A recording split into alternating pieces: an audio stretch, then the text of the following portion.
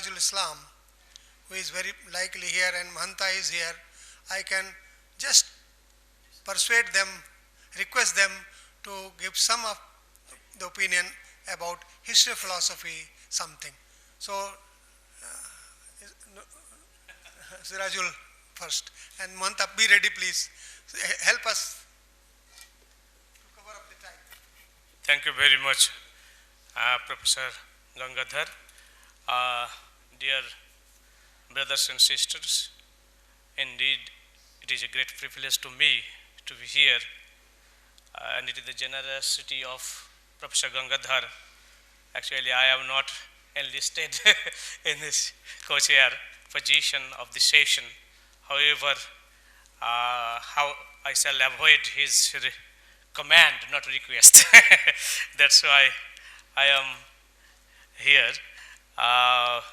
There are many distinguished professors, Professor Dilip Mahanta, Professor Latif Kazmi Sahib is here, and I am very happy that Margina Jakobczak from Poland also here, along with what she is doing actually. Oh, we are so fortunate to meet you all. Really, we are very happy. Friends,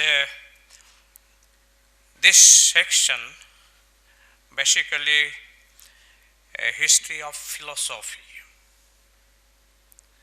and it is not so easy task to discuss full history of philosophy here in this session, because it is a vast area of philosophy.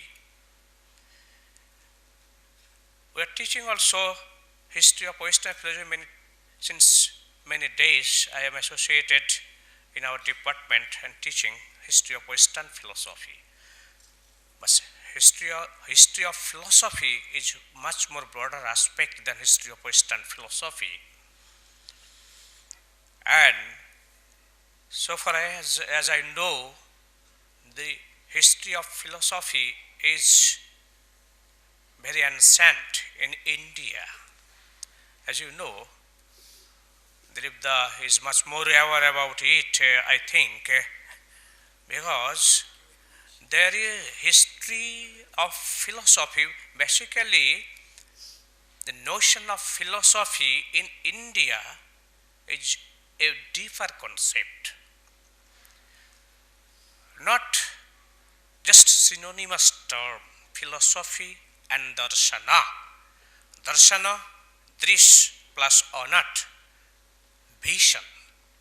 Basically, it laid emphasis on the inner vision of the scholar, of the philosopher. But philosophy in Western perspective, it is basically based on reason, argumentation. But it does not mean that Indian philosophy is beyond any argument, beyond a reason. But Indian philosophy is also argumentative too, and various aspects they have covered. We know that Indian philosophy, there is sometimes Western people are saying that Indian philosophy is much more pessimistic. But I think it will not be suffice to say, it will be very shallow knowledge or shallow decision if we would say it. Indian philosophy, there are basically 6-7 schools of particularly, and theistic school also, atheistic schools also. And they have ample scope, materialistic outlook like Charvako, even non-theistic, Buddhist, Jains, and some other also, they have discussed their outlook in very argumentative way. Therefore, the history of philosophy is a vital question that encompassed all philosophy of the world. In this session, out of 7 speakers, 5 speakers already presented their papers, but most of them focused on history of philosophy section, Western or history of Western philosophy. Basically, they laid emphasis much more. Only one paper presented by Anand Sachin K.R., Lokasangro, a question of identity in Bhagavad Gita.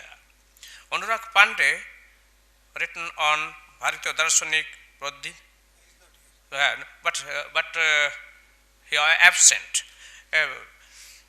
Therefore, I would request to all my younger friends, basically, please, history of philosophy is expanding day by day also. Once upon a time it was confined to Saradarsana, but thereafter many contemporary Indian philosophy, which I am teaching in our university also, Vivekananda's notion of philosophy, Tagore's notion of philosophy, Iqbal's notion of philosophy, Sri Aurobindo's notion of philosophy, Keshi Bhattacharya's notion of philosophy, Gandhiji's notion of philosophy, all are also, this is the latter development or contemporary philosophy. Not only this, in Bangladesh I have seen, Dilip also knows very well that Arojali Matubbar is also a good philosophy, and philosophy of Baul is very popular in Bangladesh also, in Bengal too. So the expansion of philosophy is going ahead also. That can be enlisted thereafter, that the history of philosophy is much more nurtured in the work of these people.